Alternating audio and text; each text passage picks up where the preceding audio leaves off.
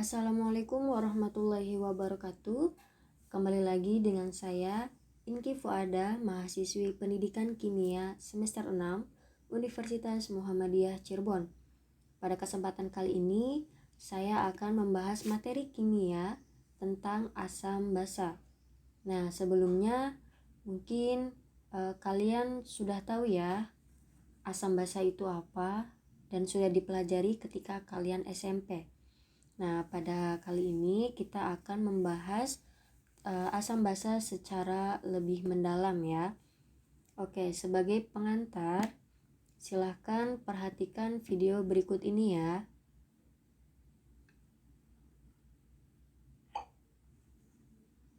Dalam kehidupan sehari-hari, kita sering mengalami kesulitan membersihkan benda-benda di sekitar kita dari kotoran yang menempel padanya. Nah sekarang, tahukah kamu bagaimana cara membersihkan uang logam dari keraknya? Cobalah dengan menggunakan air.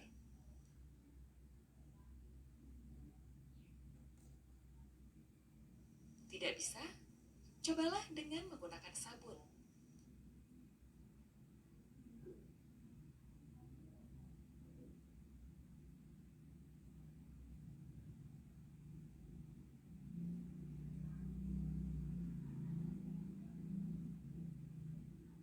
Tetap tidak bisa? Sekarang cobalah dengan menggunakan jeruk nipis. Apa yang terjadi?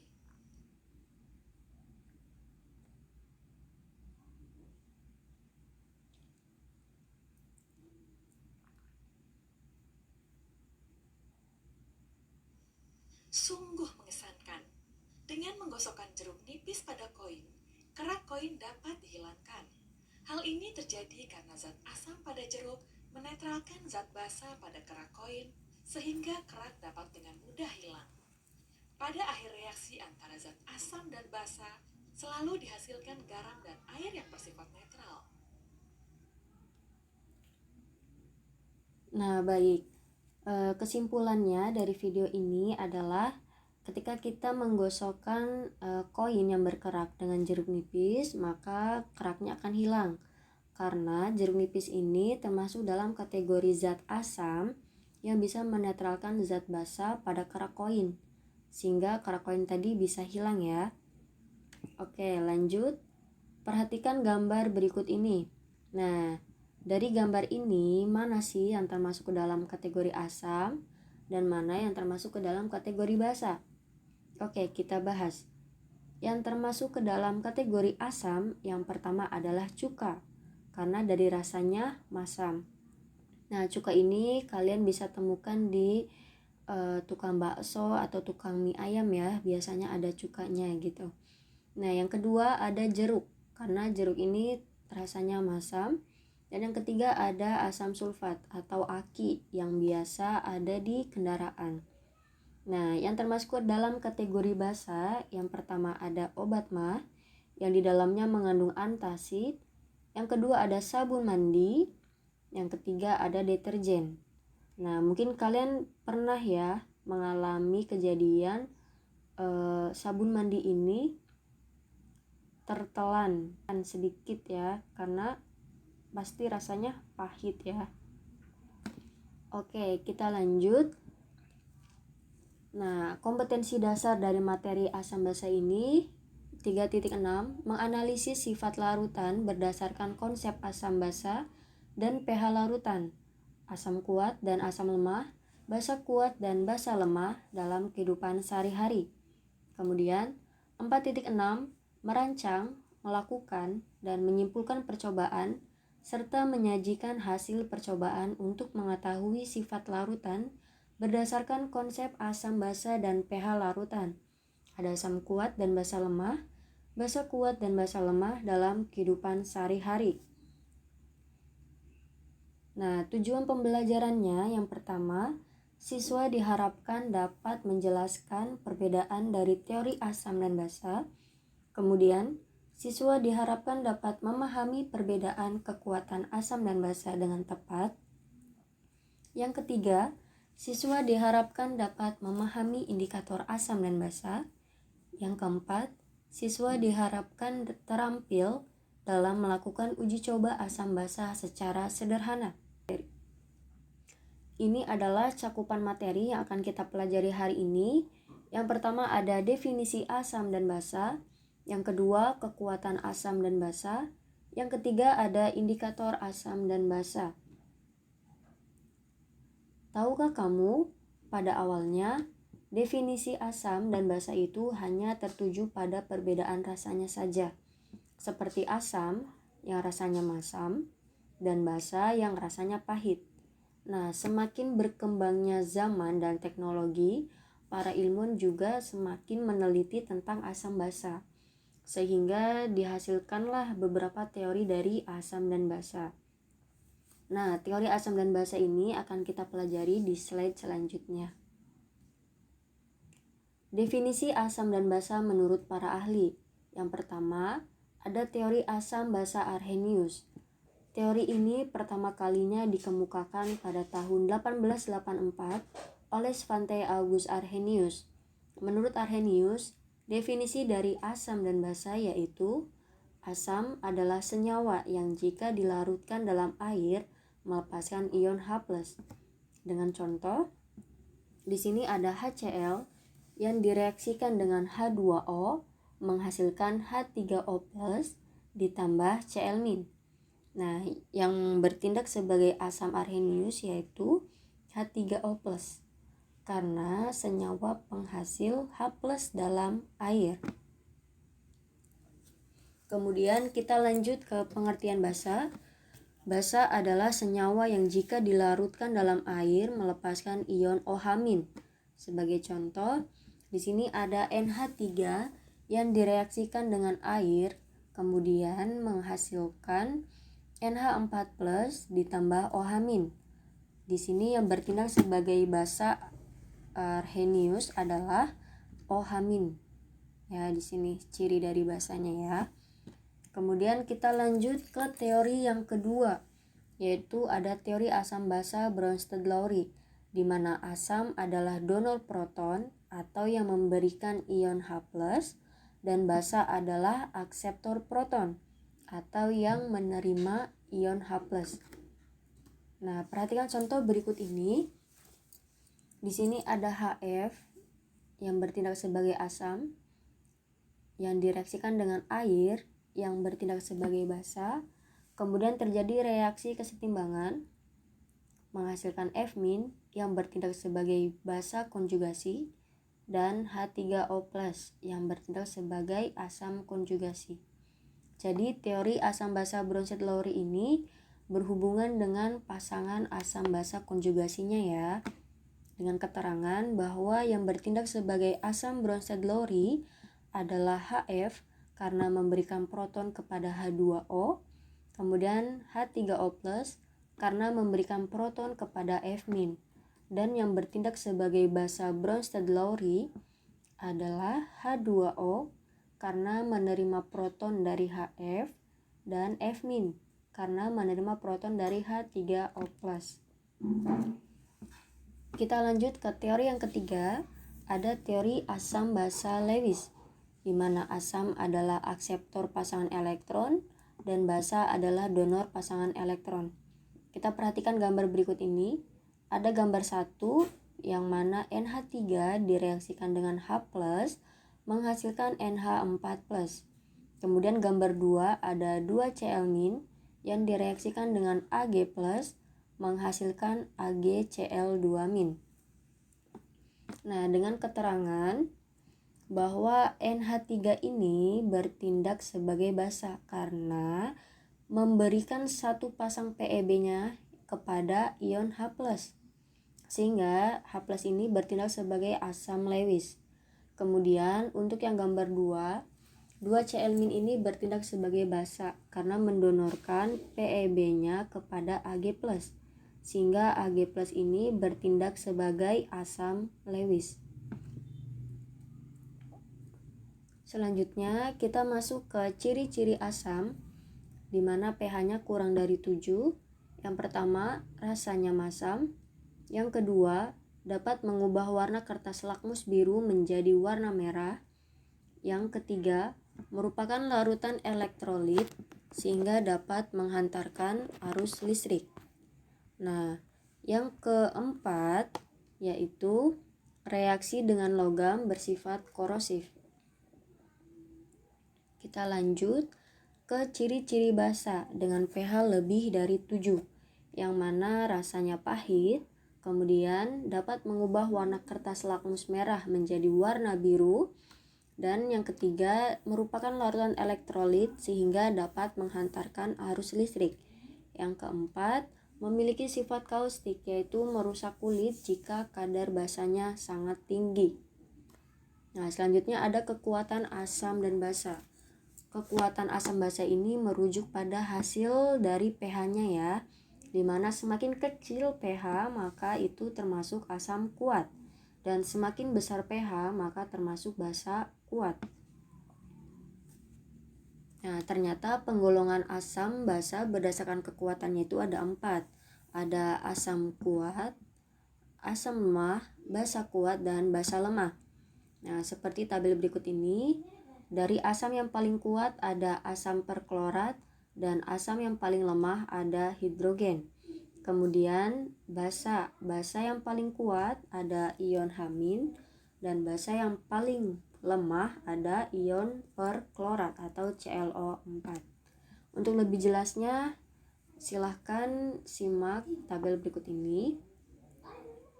Nah, di sini ada asam kuat dan asam lemah, di mana ada asam klorida, asam bromida, asam iodida, sampai dengan asam perklorat. Kemudian asam lemah ada asam fluorida, asam sianida, asam asetat, sampai dengan asam fosfat. Nah, sekarang kita masuk ke tabel basa kuat dan basa lemah, yaitu basa kuat ada natrium hidroksida, kalsium hidroksida, barium hidroksida, dan strontium hidroksida. Sedangkan basa lemah ada amonia, ada amonium hidroksida, ada aluminium hidroksida, dan besi 3 hidroksida. Kemudian kita masuk kepada indikator asam dan basa. Indikator yang pertama ada kertas lakmus, yaitu warna biru identik dengan basa dan warna merah identik dengan asam.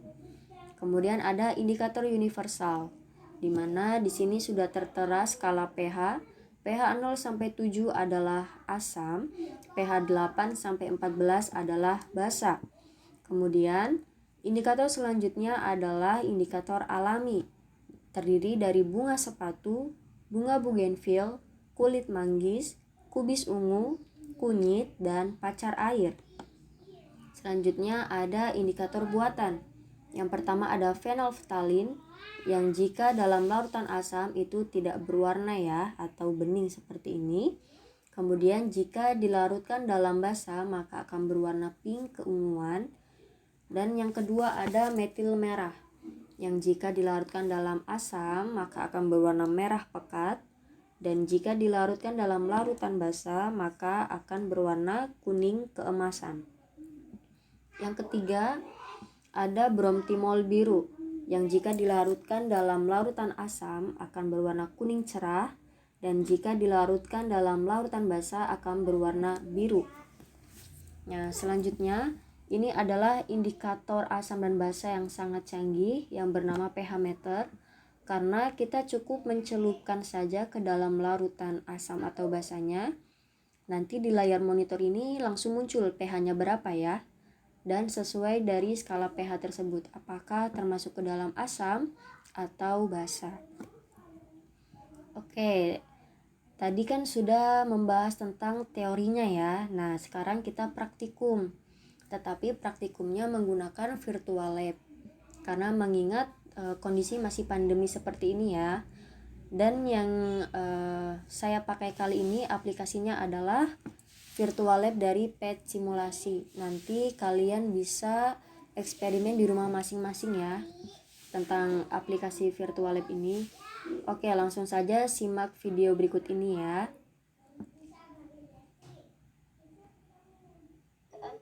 Kita langsung saja ya uji cobanya. Nah, di sini ada larutan, kemudian ada jenis-jenis molekul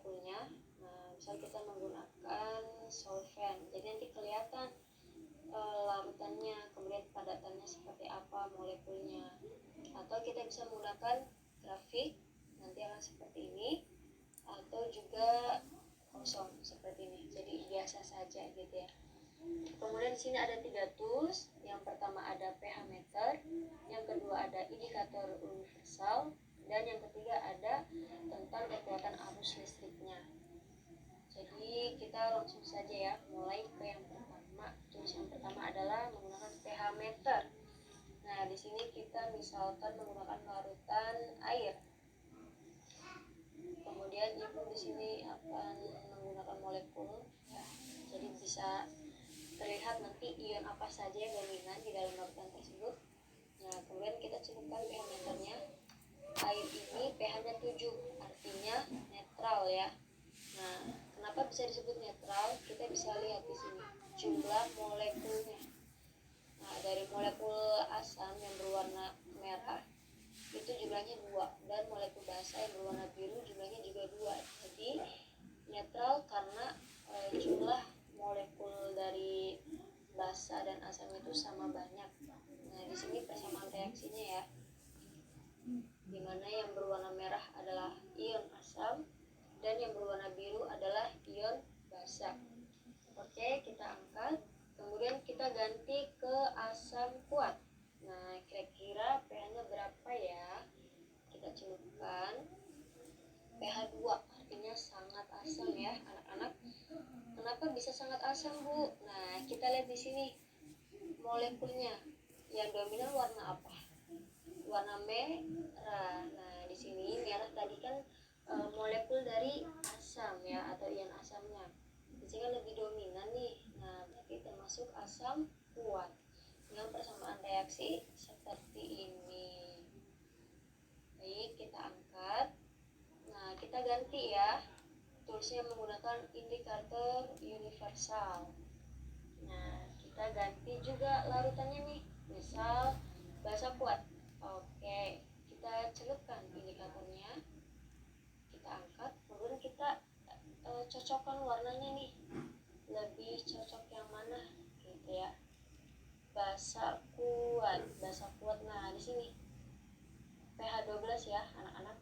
Nah, basa kuat itu ada banyak ya larutannya yang sudah ibu jelaskan di PowerPoint tadi. Tinggal kalian cari saja ya. Oke, kita ganti misalkan ke asam lemah. Nah, kita celupkan. Kemudian kita angkat. Kita cocokkan warnanya. Kira-kira pH berapa? Asam lemah lebih ke nomor 4 ya, anak-anak. Nah, berarti asam lemah pH-nya adalah 4, sekitar 4 gitu ya. Nah, sekarang kita ganti ke tools arus listriknya. Kita pakai larutan asam kuat. Nah, kita celupkan anoda dan katodanya. Kita lihat di sini nyala lampunya. Nyala lampunya sangat terang ya. Nah, ini menunjukkan bahwa asam kuat itu bisa menghantarkan arus listrik karena molekulnya ini didominasi oleh ion asam yang berwarna merah. Nah, ini persamaan reaksinya nih, seperti ini. Oke, kita angkat. Kemudian kita coba ke basa lemah. Nah, kira-kira basa lemah seperti apa nyalanya? Ternyata nyala tetapi redup ya, anak-anak. Jadi nyalanya tidak seterang seperti asam kuat yang tadi ya. Kemudian kita misal pakai air nih, kira-kira nyalanya seperti apa ya? Ternyata sangat redup karena air kan tadi bersifat netral, jadi tidak banyak pergerakan dari molekul asam dan basanya itu sendiri ya, karena kan jumlahnya sama banyak ya. Oke. Ya baik, itulah materi teori asam basa beserta praktikumnya yang secara virtual. Semoga bisa dipahami ya. Tetap jaga kesehatan dan tetap semangat belajar. Sampai berjumpa di video selanjutnya. Terima kasih. Wassalamualaikum warahmatullahi wabarakatuh.